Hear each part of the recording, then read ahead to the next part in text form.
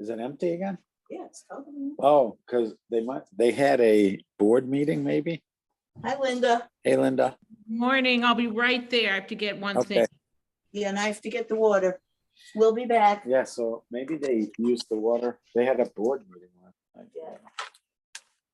Good morning. Good morning, Lois. Good morning. Good morning. Liz is saying hi from a distance as she fills up the water. I say hi to her. Is Dara still in town or not? She is, I think, till tomorrow morning. But she didn't come to class. No, are you pointing that out as indication of the quality of the class? Are you suggesting that? It was simple question. Somebody has absolutely nothing to do and still they choose not to come to the class when mother's coming. Well, See, I hear it. It's I- good to make it. I couldn't agree. So,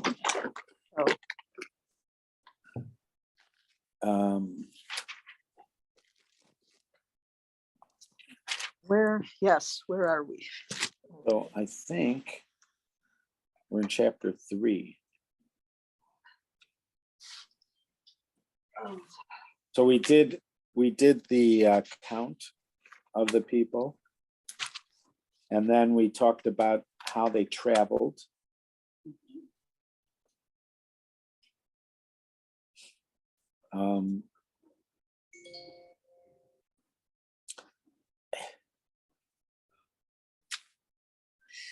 There are times when a lot of my classes end up converging around similar ideas, but the Daf Yomi class, our Rambam class, and this class, we're both talking about the camps that there's a central camp, which is the Shechina, Machane Shechina, where the divine is, and then there's the camp of the Levim outside of that, and then the Israelite camp outside of that. So when they traveled, it ends up that, as it says in verse 17, that the tent of meeting with the Mishkan and the Levites camp travel again in the middle. Where are you? So we're going to be at chapter 3, Chapter 3 in, Bamidbar, in the book and parsha of Bamidbar.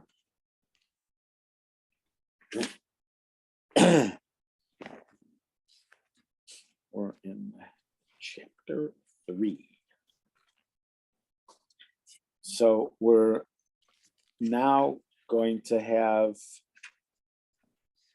a focus on the Levites, the Levim. Until now, we were talking about the rest of the camps. We do mention them because when we talk about how they traveled through the desert, so we do mention them. There's Liz there. That's part of this. See?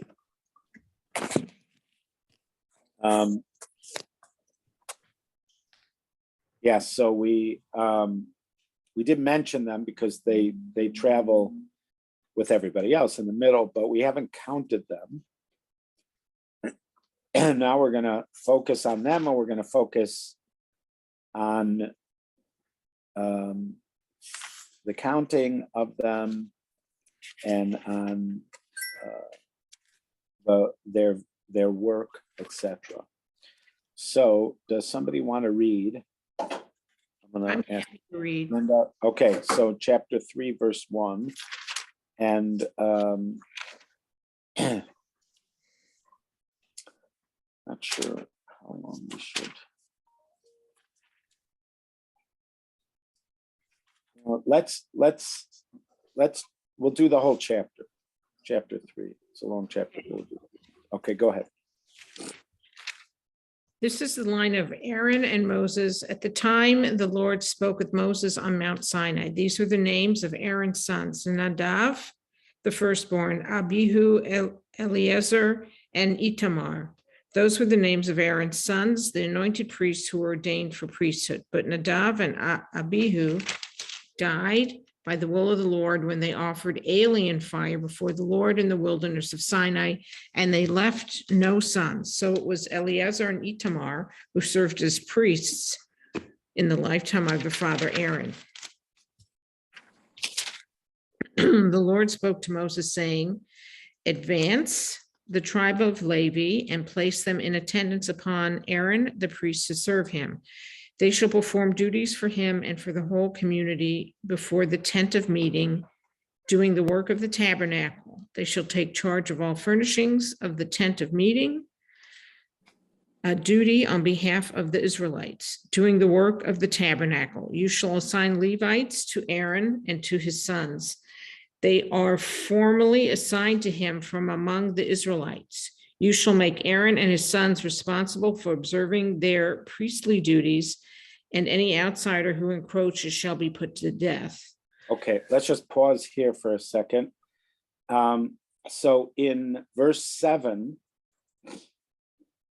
the length you had.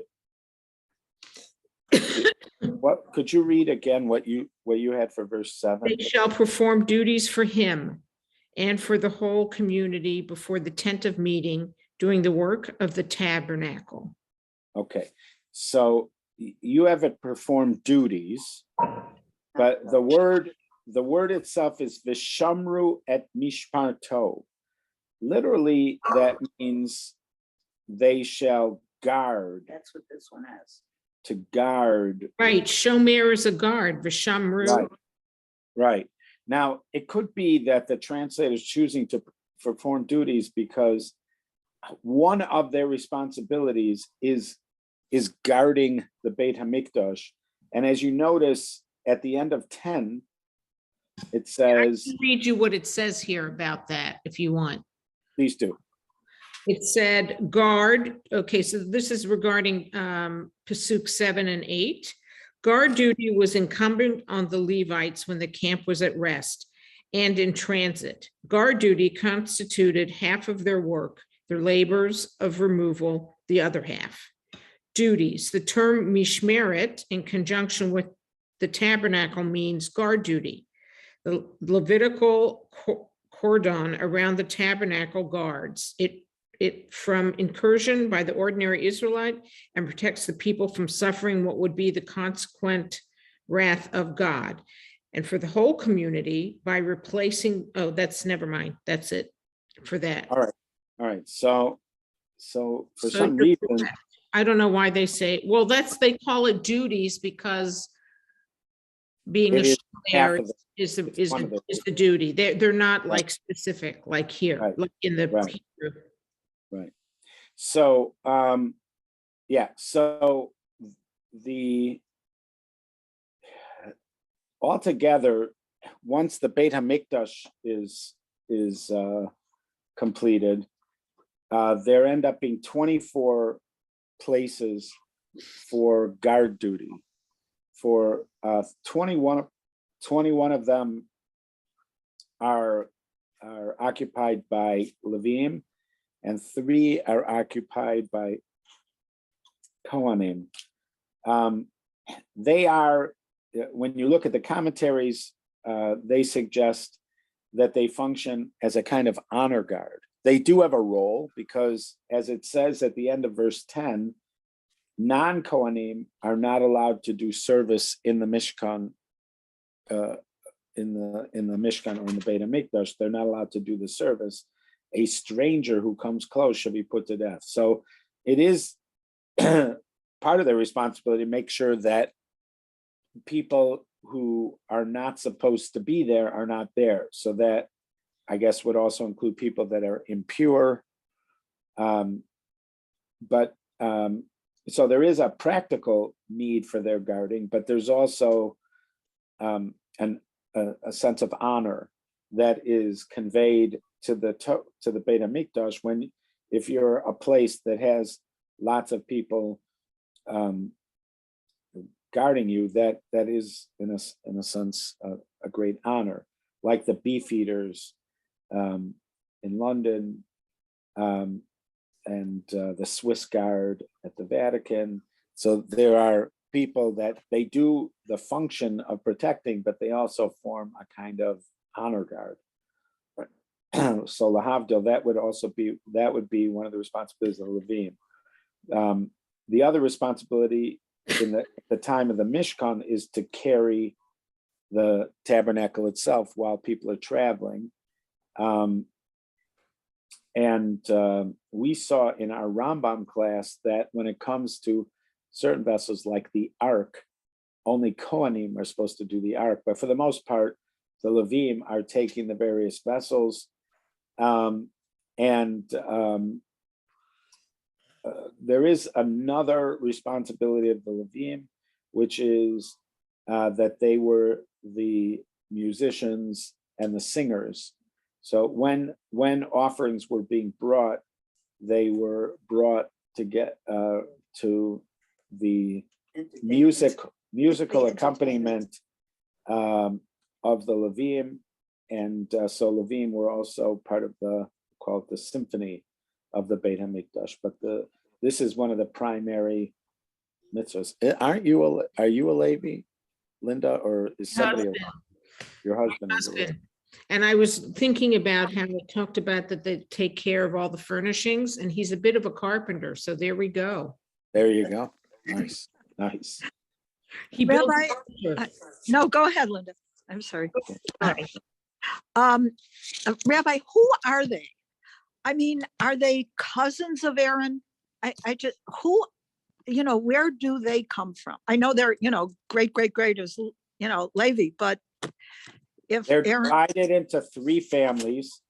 okay, Aaron and Moshe come from one of those families. right, but they're, and the rest of them are from, right. But Moshe is not a Kohen. Only Aaron is a Kohen.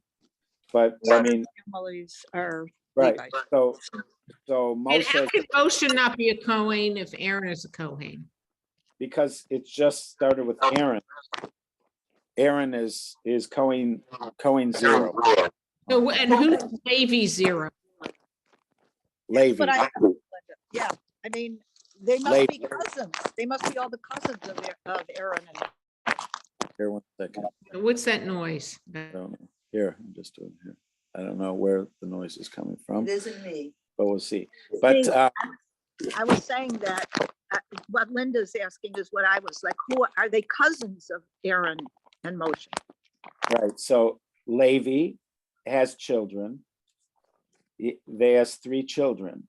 Each one of these children is one of the main families of the Levim. Moshe and Aaron come from one of those families, and the other Levim come from the other ones. So only Aaron, okay. Aaron and his descendants are Cohens. All the other Levites are Levites. right. So every descendant of Levi is a Levite. Aaron is a subset of Levi, and he is a Kohen. So And Kohanim, him and his 2 sons that are alive, that lived, and produced their Kohen descendants. and their descendants. Right. Okay. Right. Now the Kohanim are also Levim. So they are a subset of Levi.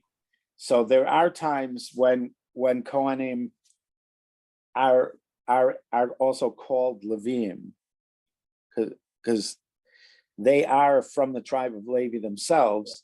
It's just they have a separate special role. So Kohanim are also in some ways Levim. So when the Torah says, take care of the widow, the orphan, and the Levites, they're also talking maybe about the Kohanim, but not? You would assume so. Because they have the same issue, which is that they don't have natural support. They're not likely to be, they're not landed gentry. Okay. Right. Yeah. So that is that. Let's go on from verse 11. I have to unmute, sorry. Yeah, there you go. That's okay. Verse 11, the Lord spoke to Moses saying, I hereby take the Levites from among the Israelites in place of all the firstborn. The first issue of the womb among the Israelites, the Levites shall be mine, for every firstborn is mine. At the time that I smote every firstborn in the land of Egypt, I consecrated every firstborn in Israel, man and beast, to myself to be mine, the Lord's. The Lord spoke to Moses in the wilderness. All right. Let's just pause here for a second to take that in. So, right. The first step in this is that at the time when God killed the firstborn in Egypt, it says, God says, I sanctified for me all the firstborn of Israel, from man and animal. They should be for me, I am God. That's what he's saying. Right. That was supposed to be the firstborn. Now he's saying, I am replacing the firstborn with the Levites. And now the Levim will be for me. So that's what it seems like. Now, the question is, first of all, what does it mean that God sanctified the firstborn in the first place? And then what does it mean to switch? That God switched the Levim. So let's just read the next part, and then we're going to look back at this. Oh, no, we're not. We're not going to read this because, no, this is counting them. I wanted the, what do you call it? Pidyon Aben. Pidyon Aben, but this is not going to have Pidyon Aben. It said, it says to go to Numbers 18:15 on mine, and it says there, the first issue of the womb of every being, man or beast, that is offered to the Lord shall be yours, but you shall have the firstborn of man redeemed, and you shall also have the firstling of impure animals redeemed. Take their redemption price from the age of 1 month up, the money equivalent of 5 shekels by the sanctuary weight, which is 20 gerahs. And it goes on and on. So that's the Pidyon Haben. Right. That's in, you said chapter 18. Yeah.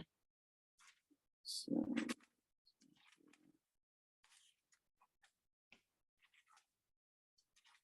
Exodus, 1:5.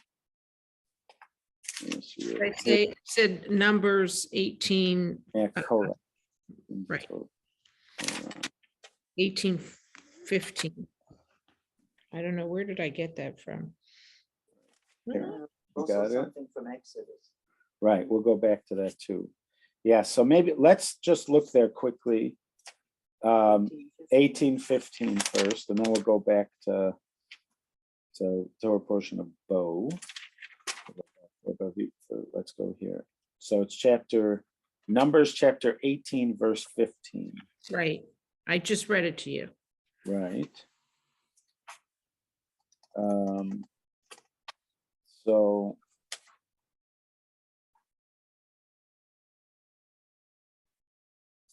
who is he talking to?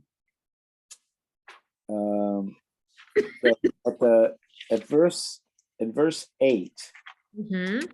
in verse 8, it says, and God spoke to Aaron, I am giving you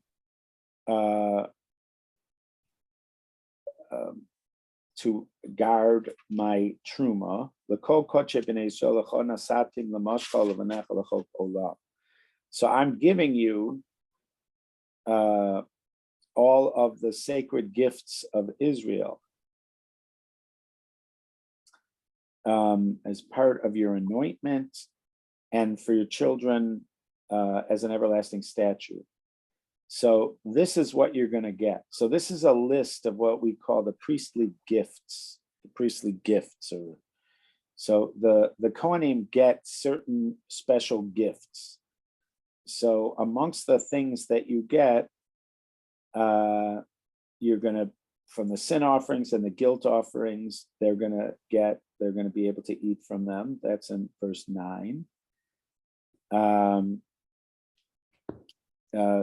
You have to eat it under the conditions of the Holy of Holies. In other words, there's special sanctification rules about eating them, but you can eat them. They're eaten by the male Kohanim in the courtyard. And then you're also going to get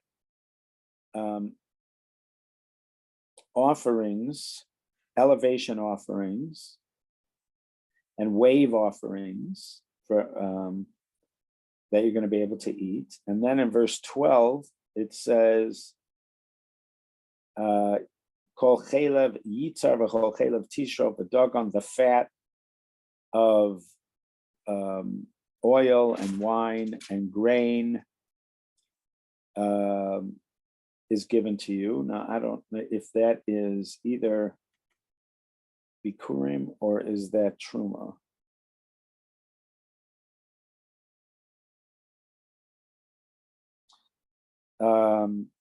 Truma, I think, is going to be the Truma offering. And then there's the Bikurim, the first fruits of the people are going to be brought to them. Also, donations that the people make under the title of cherem is given to the Kohanim. That's in verse 14. And here it says in 15, you're also going to get the what we call the Bechor.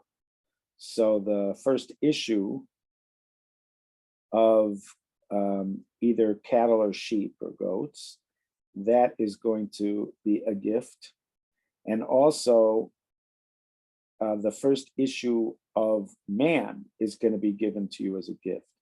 So it sounds like from here that the firstborn male of a family, the intent was they would work in the Beit HaMikdash, something like Shmuel. When Hannah prays for a son, and we read that on Rosh Hashanah as the Haftorah, on one of the days of Rosh Hashanah, that's in the first chapter of the book of Shmuel.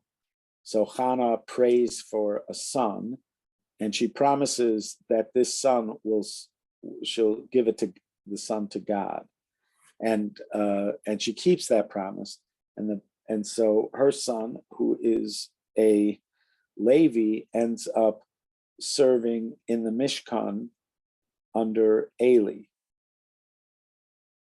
Now, her son is also her first, we're assuming, her first issue. So this is post this decision to change the Levi for the Bechor, but hers would have been an example of what would have happened anyways. In fact, you could ask, what is the big deal of what Hannah has promised for Shmuel? Because Shmuel, our tradition is that Shmuel is a Levi. So anyways, Shmuel would have served at the tabernacle. So why is it considered a big deal that she dedicated her son to work in the tabernacle? So you could say that even though he's going to work in the tabernacle, he doesn't start working till he's much older, as we're going to see. Right, but if he's a Levi, he's supposed to work in it anyways, because the Leviim replaced the Bechor.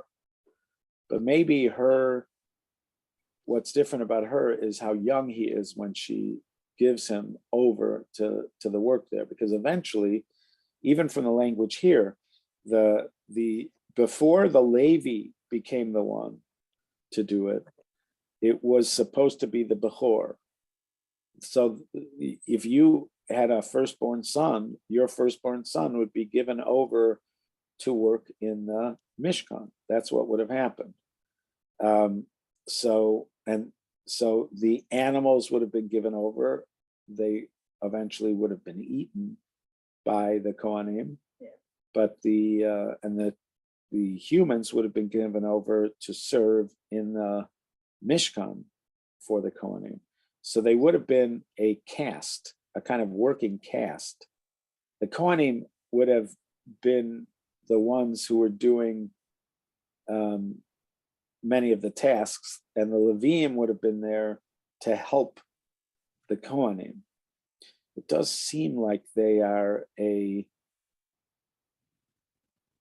service class for the Kohanim. Yeah. Even it says they will be given to you, right? Yeah. Seems like they would be a service class to the Kohanim, and that was the original intent of the Bechor. The Bechor was not originally intended to be the Kohen. It doesn't seem like. The Bechor was intended to be the class that served the Kohen. Rabbi, is that tradition that Shmuel is a Levi because it says he's from the land of Ephraim, but Right. Yeah, but I know yeah, it says it's from the land of Ephraim, but he could be a Levi from the land of Ephraim. Okay. like we had Levim from all different places. We had a Levi from Beit Lechem and the concubine of Sheba, and Yeah. right. So, but I forgot how we know, but how do we know that? Sure.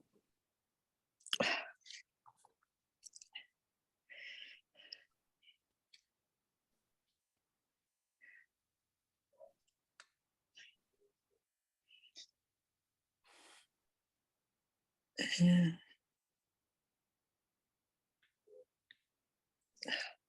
You have to be careful when you search. I wrote Shmuel is a Levi. So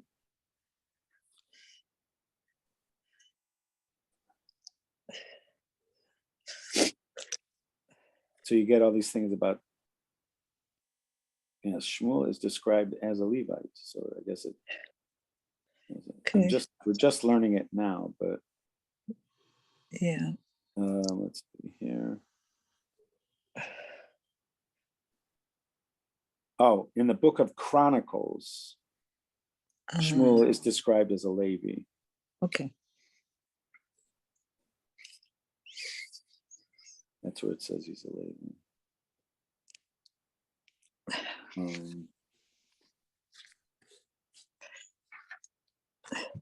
Okay. Yeah, so that's there. And then we have back in the Torah portion of Bo, at the end of Bo.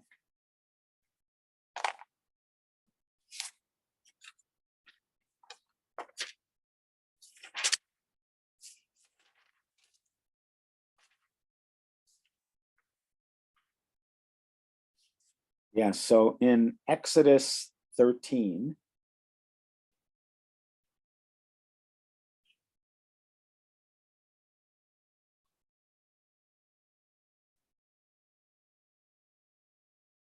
so it says in Exodus 13, it says, and God spoke to Moshe saying, sanctify for me all the firstborn, Peter Korechem, the first issue of the womb, the Bnei Israel amongst Israel, Be'adam, whether of a human or an animal, lihu, it is mine.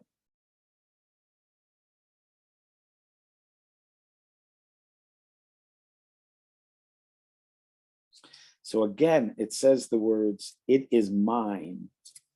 So in Numbers, he also said, I have sanctified them for me. And here he says, they are mine. And there's some kind of ramification of this status. God has done something. So in our text, in the Bamidbar text, Bamidbar chapter 3, he connects it to the firstborn. So this is something God does. It seems like he does this.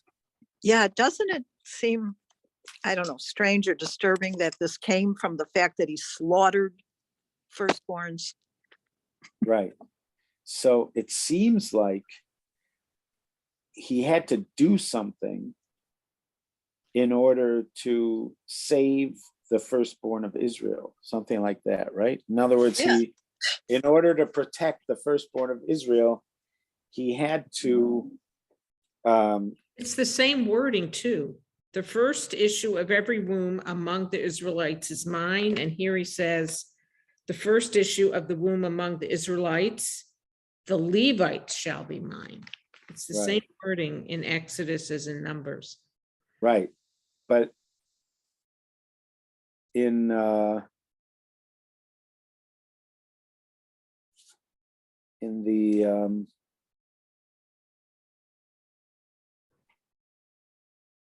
do you think it has to do with like pagan rituals that were going on at the time? what he says here in verse 13, the firstborn were mine because went from the day I killed the firstborn of Egypt, I sanctified the firstborn of Israel. So it makes it sound like the special sanctity has to do with something to do with the killing of the firstborn of Egypt. So I think a lot of people make the assumption that in order to protect the firstborn of Israel, in order for keep them from being killed, he had to give them special sanctity. He had to make them his, as it were. So they would be off limits from the destroyer. There's some kind of destroyer or some kind of destructive energy that is going out to kill the firstborns of the Egyptians. It would not distinguish between the firstborn of the Egyptians and the firstborn of the Jews, except for that God does this. He sanctifies them, and that sanctifying them protects them from being killed. There is a fast of the firstborn that is a custom, Erev Pesach. And the reason for that fast, here, let's look here just to see its original fast of the first.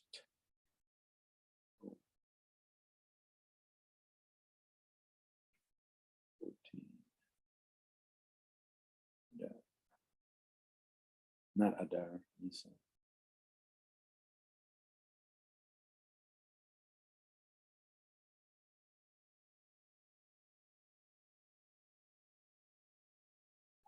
Wikipedia, fast of the firstborn, is a unique fast day in Judaism, which usually falls on the day before Passover, the 14th day of Nisan. In modern times, the fast is usually broken at a Siyum celebration made at the conclusion of the morning service, which, according to prevailing custom, creates an atmosphere of rejoicing that overrides the requirement to continue the fast. Unlike all other Jewish fast days, only firstborn children are required to fast on the fast of the firstborn. The fast commemorates the salvation of the Israelite firstborns during the plague of the firstborn. See, that's how we treat it. We treat it that the Jewish firstborns were actually saved. They were at risk or something. They were saved. When, according to Exodus, God struck every firstborn in the land of Egypt. The primary source quoted for the custom is Tractate, where it's stated that firstborns fast in commemoration of the miracle that they were saved from the plague of the firstborn. So this is called Tractate Sopherim. Tractate Sopherim is not one of the regular tractates of the Talmud. It's a Breita material, but it's still, treated as a authoritative source. Rabbeinu Asher and Rabbeinu Aaron HaKohen quote the Jerusalem Talmud as an additional source for the fast, though the same passage could be understood to mean that firstborns do not fast. The Shulchan Aruch records the custom of fasting. However, Moshe Isserlish records that some people instead redeem the fast. Later commentaries suggest that this redemption could be done by holding a siyum or by giving charity. Yosef Eliyahu Henkin suggests that since the custom is absent from the Babylonian Talmud, it is not universally binding, but rather depends on current practice, allowing the current practice of replacing the fast with a siyum or charity. Rabbi Henkin actually preferred giving charity, believe it or not.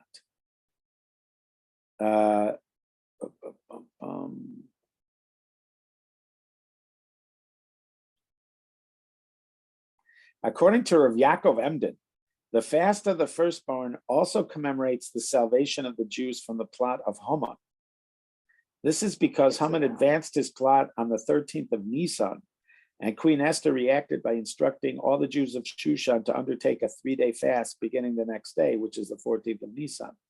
For this reason, even some non-firstborns maintain the custom to fast on the 14th of Nisan. Rav Yaakov Emden says that. According to Rav Shlomo Zalman Auerbach, the fast of the firstborn also includes an aspect of mourning.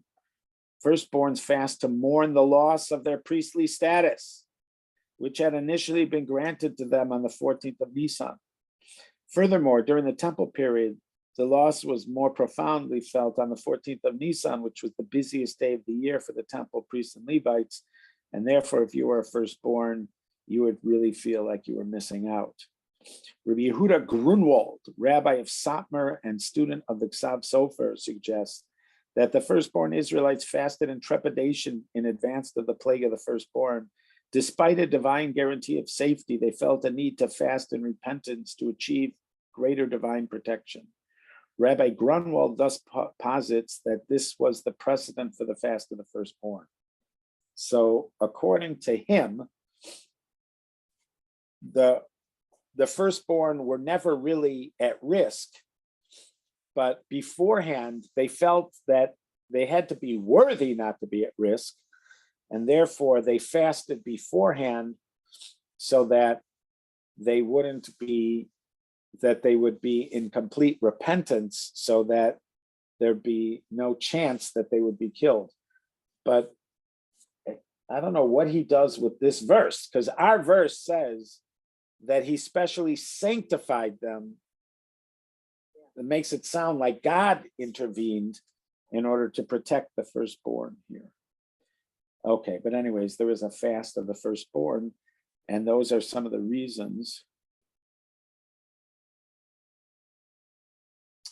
for that fast. It's connected. It seems to be connected to this. So God somehow sanctifies the firstborn.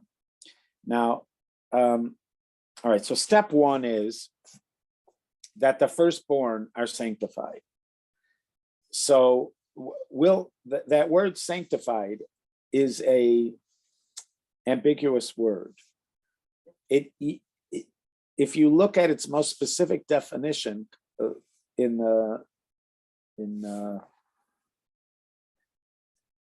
amongst those who attempt to define it, it is suggested that what it means is uniquely set aside for God, uniquely set aside for God. But being uniquely set aside itself is not necessarily that descriptive. We know there's something. So we could say that uniquely set aside for service of God. We know that the tribe of Levi does not get land. They get cities, but they don't get land. They are not considered landed gentry.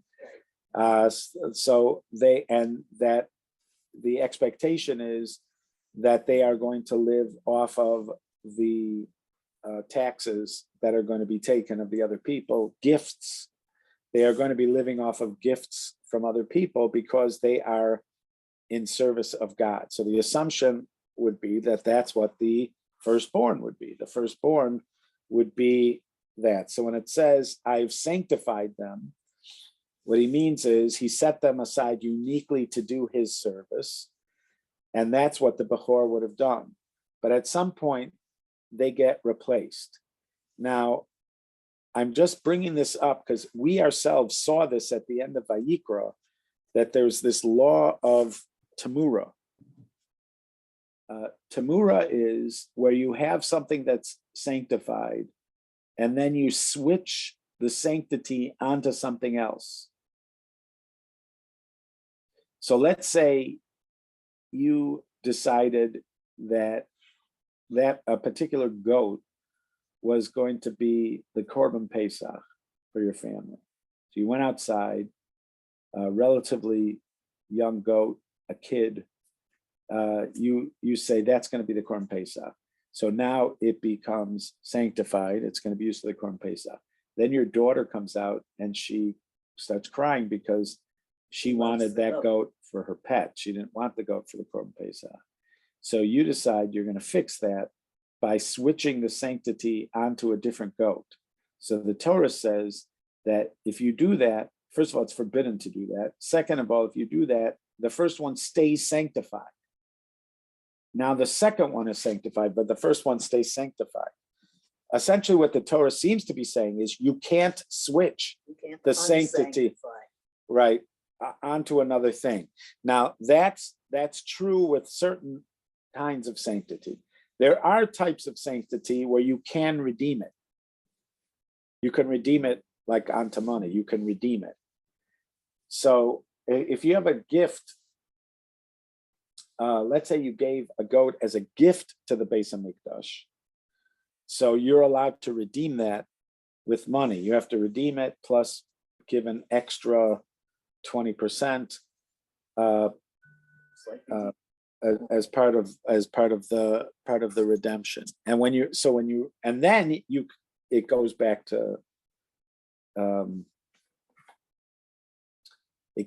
to its original status. So if it's a korban, you can't do that. If you did it for an offering, you can't do that. But if you did it just as a gift, you could do it. If you try to switch sanctity onto another animal for something that you don't have permission to do that with, then the original animal stays holy. So here, in the case of the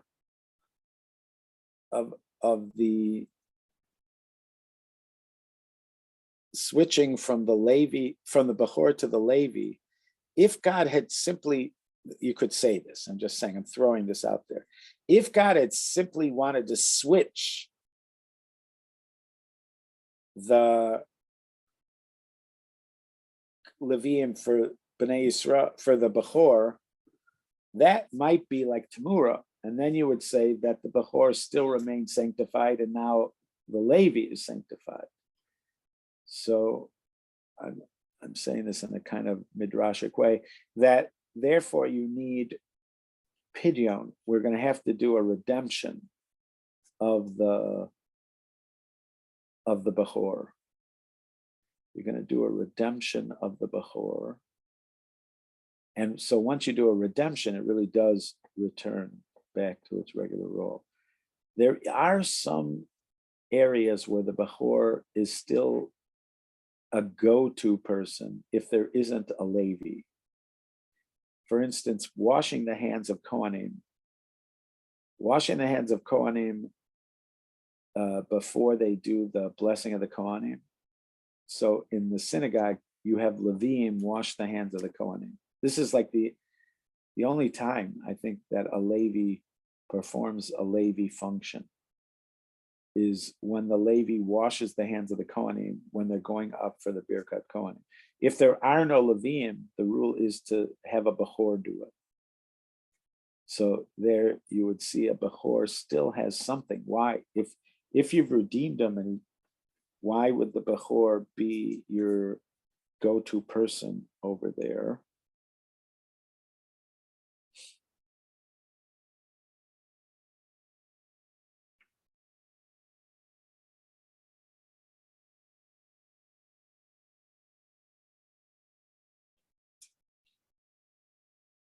Yeah, okay, so that's the kind of thing you'd be thinking about, sort of meditating on, which is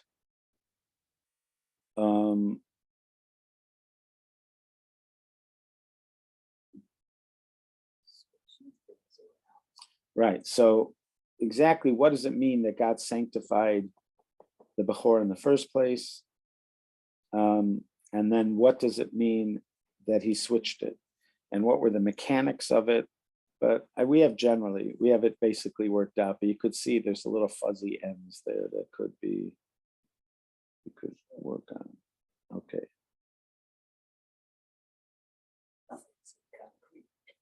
Right. Okay. So Linda, you want to read from verse 14? Sure. Let me find it. The Lord spoke to Moses in the wilderness of Sinai, saying, record the Levites by ancestral house and by clan. Record every male among them from the age of 1 month up. So Moses recorded them at the command of the Lord as he was bidden. These were the sons of Levi by name, Gershon, Kohath, and Merari. These were the names of the sons of Gershon by clan, Libni and Shimei. The sons of Kohath by clan, Amram, Izhar, Hebron, Uziel. The sons of Merari by clan, Mali and Mushi. These were the clans of the Levites within their ancestral houses. To Gershon belonged the clan of the Libnites and the clans of the Shemites. Those were the clans of the Gershonites. The recorded entries of all their males from the age of 1 month up as recorded came to 7,500. The clans of the Gershonites were to camp behind the tabernacle to the west. The chieftain of the ancestral house of the Gershonites was Eliasaph, son of Lael. The duties of the Gershonites in the tent of meeting comprised the tabernacle, the tent, its coverings, the screen for the entrance of the tent of meeting, the hangings of the enclosures of the screen for the entrance of the enclosure which surrounds the tabernacle, the cords thereof, and the altar, all the service connected with these. To Kohath belonged the clan of the Amorites, the clan of Izharites, the clan of Hebronites, and the clan of Uzielites. Those were the clans of Kohathites. All the listed males from the age of 1 month up came to 8,600, attending to the duties of the sanctuary. The clans of the Kohathites were camped along the south side of the tabernacle. The chieftain of the ancestral house of the Kohathite clan was Elizaphan, son of Uziel.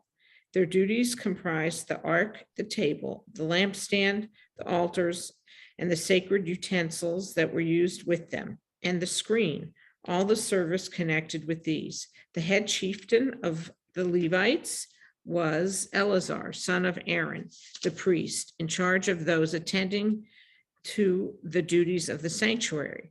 To Merari belonged the clan of Mahalites and the clan of Mushites. Those were the clans of Merari. The recorded entries of all their males from the age of 1 month up came to 6,200. The chieftain of ancestral house of the clans of Merari was Zuriel, son of Abihail, and they were to camp along the north side of the tabernacle. The assigned duties of the Merarites comprised the planks of the tabernacle, its bars, posts, and sockets, and all of its furnishings, all of the service connected with these. Also, the posts around the enclosures and their sockets, pegs, and cores.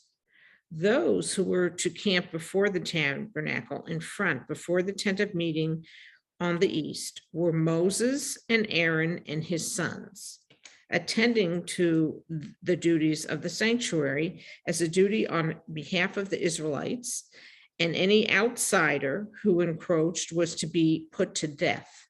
All the Levites who were recorded, whom at the Lord's command, Moses and Aaron recorded by their clans, all of the males from the age of 1 month up came to 22,000. The Lord said to Moses, record every firstborn male of the Israelite people from the age of 1 month up and make a list of their names and take the Levites for me, the Lord, in place of every firstborn son among the Israelite people, and the cattle of the Levites in place of every firstborn among the cattle of Israelites. So Moses recorded all the firstborn among the Israelites as the Lord had commanded him. All the firstborn males are listed by name, recorded from the age of 1 month up, came to 22,273. The Lord spoke to Moses, saying, take the Levites in place of all the firstborn among the Israelite people, and the cattle of the Levites in place of their cattle, and the Levites shall be mine, the Lord's. And as the redemption price of 273 Israelite firstborn over and above the number of the Levites, take 5 shekels per head. Take this by the sanctuary weight, 20 gerahs to the shekel, and give the money to Aaron and his sons as the redemption price for those who are in excess. So Moses took the redemption money from those over and above the ones redeemed by the Levites. He took the money from the firstborn of the Israelites, 1,365 sanctuary shekels, and Moses gave the redemption money to Aaron and his sons at the Lord's bidding, as the Lord had commanded Moses. The Lord spoke to Moses and Aaron, saying, take a separate census of the Kohathites among the Levites by the clans of their ancestral house, from the age of 30 years up to the age of 50, all who are subject to service to perform the tasks for the tent of meeting. This is the responsibility of the Kohathites in the tent of meeting, the most sacred objects. At the breaking of camp, Aaron and his sons shall go in and take down the screening curtain and cover the ark of the pact with it. They shall lay a covering of dolphin skin over it and spread a cloth of pure blue on top, and they shall put its poles in place. They say dolphin. That word, I mean, there's all different attempts. We had that before. Yeah, go ahead. I always wonder about a dolphin in the middle of the desert, but whatever. Over the table of display, they shall spread a blue cloth. They shall place upon it the bowls, the ladles, the jars, and the libation jugs, and the regular bread shall rest upon it. They shall spread over these a crimson cloth, which they shall cover with a covering of dolphin skin, and they shall put the poles in place. Then they shall take a blue cloth and cover the lampstand for lighting with its lamps, its tongs, and its fire pans, as well as all the oil vessels that are used in its service. They shall put it and all the furnishings into a covering of dolphin skin, which they shall then place on a carrying frame. Next, they shall spread a blue cloth over the altar of gold and cover it with the covering of dolphin skin. And they shall put its poles in place. They shall take all the service vessels with which the service in the sanctuary is performed, put them into a blue cloth and cover them with a covering of dolphin skin, which they shall then place on a carrying frame. They shall remove the ashes from the copper altar and spread a purple cloth over it. Upon it, they shall place all the vessels that are used in its service, the fire pans, the flesh hooks, the scrapers, the basins, all the vessels of the altar. And over it, they shall spread a covering of dolphin skin, and they shall put its poles in place. When Aaron and his sons have finished covering the sacred objects, and all the furnishings of the sacred objects at the breaking of camp, only then shall the Kohathites come and lift them, so that they do not come in contact with the sacred objects and die. These things in the tent of meeting shall be the portage of the how do you pronounce the Kohat? The Kohat? Kohat.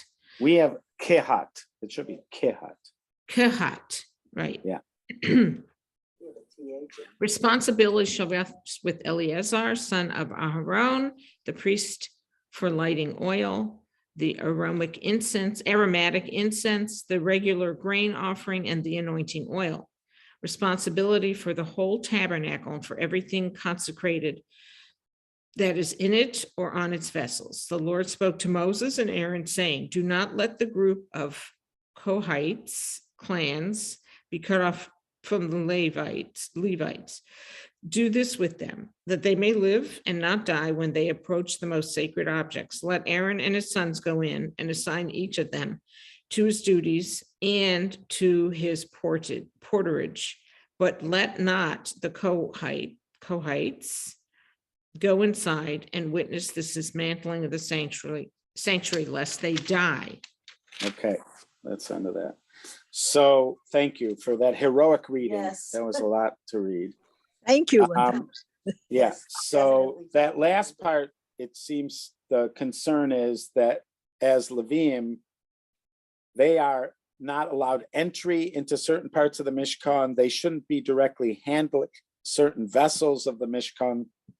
And if they handle them, or if they enter where they're not supposed to enter, then they could end up dying because they still have a status of a stranger. They are azar. They are off limits to certain of these places. So this, so therefore, the suggestion is let the Kohanim, in this case, there aren't that many Kohanim yet, but let Eleazar and I don't know, maybe by this time there's a few other Kohanim. Let them handle the stuff and then assign the duties to the Levim afterwards, act as a buffer so that the Levim don't die. So this is the Levim themselves have responsibility, like burden. They have the burdensome responsibilities of when it comes to transportation, but they also don't have complete access. So they really do see in this description, it really does seem like they are a kind of service caste. There doesn't seem to be glory in their service here. The Kohanim have distinguished and kind of glorious roles. Again, even when you look at the Kohanim from a distance, they are still the service class. Right. But the Levim really do seem to have more of the grunt work when it comes to this. We're going to see that they are the symphony. The symphony is not a grunt work, but this stuff certainly does seem to be the case. I just wanted to read something to you. This is from the Rambam. This is in the Rambam's codes, his encyclopedia of law, which in our Rambam class we've done several sections from. But this is the Rambam in the halachos of Shemitah and Yovel. So these are about the Shemitah laws and the Jubilee years. Just to find it. Coming. Okay, so this is at the very end.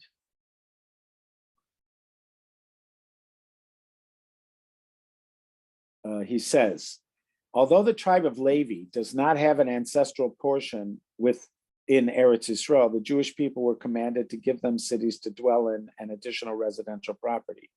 The cities include the 6 cities of refuge and 42 additional cities.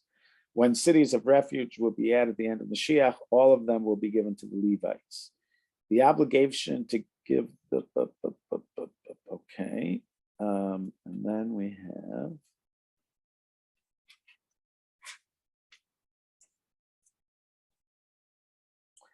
the entire tribe of Levi are commanded against receiving an inheritance in the land of Canaan, and they were commanded against receiving a share in the spoil when the cities were conquered, as states the priests and the Levites, the entire tribe of Levi, should not have a portion and an inheritance amongst Israel. A portion refers to the portion of the spoil, an inheritance refers to a portion of the land. You shall not receive a heritage in the land, nor shall you have a portion among them in the spoil.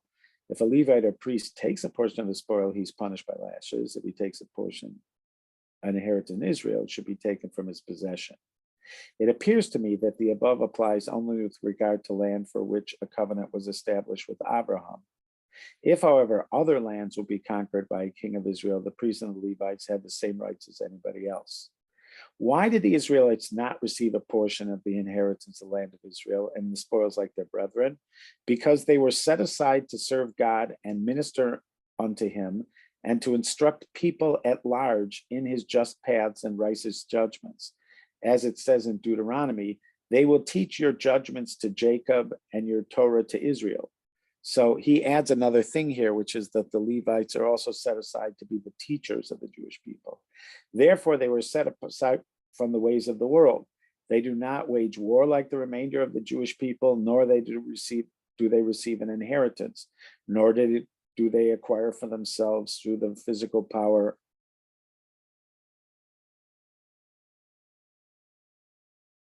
Instead, they are God's legion, as it states, God has blessed his legion and he provides for them, as it states, I am your portion and your inheritance. Not only the tribe of Levi, but any one of the inhabitants of the world whose spirit generously motivates him and he understands with his wisdom to set himself aside and stand before God to serve him and minister to him and to know God, proceeding justly as God made him, removing from his neck the yoke of the many reckonings which people seek. He is sanctified as holy of holies. God will be his portion and heritage forever and will provide what is sufficient for him in the world like he provides for the priests and the Levites. And thus David declared, God is the lot of my portion. You are my cup. You support my lot. Blessed be the merciful one who provides assistance. So that's how the Rambam ends that. So it sounds like from the Rambam that his understanding is when it said God sanctifies them and they're his portion, that what it means is their life is dedicated to service of God. And they specifically are asked to give up what is the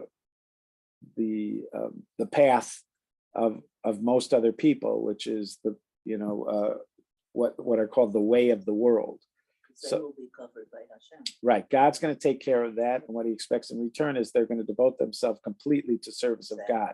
And the Rambam includes in that which he quotes from Deuteronomy, that they will also instruct the people in God's ways. So they will work as the service class to the Beit HaMikdash, but they will also amongst the people be the teachers of the people. Okie dokie. I am grateful for this opportunity to learn with you guys. Thank you. Look forward to doing it again next week. Shabbat shalom. Yes, we're on next week because you mentioned something, maybe Yeah. not, Did I say something? maybe not. Okay. Do we have Not class? you through that thought. I have no idea if I Today mentioned is the something. 9th, 9 and 7. Yeah, it's just crazy. Anything going? Lois, are you ignoring me? I don't know. No, you're ignoring me. Told you and I texted you and I didn't get a response. Let's I did not, when, Liz? I did not get it. No, it's, Monday. oh, you Monday, didn't, Tuesday. I saw. Oh, David just said it. oh, David didn't tell me you called, but I didn't see a text either. I don't understand. Okay, I will call you. All right. And I'll try to I- figure out why I'm not going to be here next No, week. no, So I- far- No, so far, because I remember you said, wait, I won't be here next week. And then you said, no, next week's all right. It's the week after, I mean. But maybe that could have been something else. Forget it. I don't Could know it be what. somebody else? Well, let's plan on being here. Yes. Yes, And if there's a change, I'm sure the rabbi will tell us. I'm sure he Yeah. will. Maybe, if he remembers. Thank you, Reb. All right. Be well. All right. Bye-bye. I'll Bye-bye. call you now. Bye, Liz. Bye.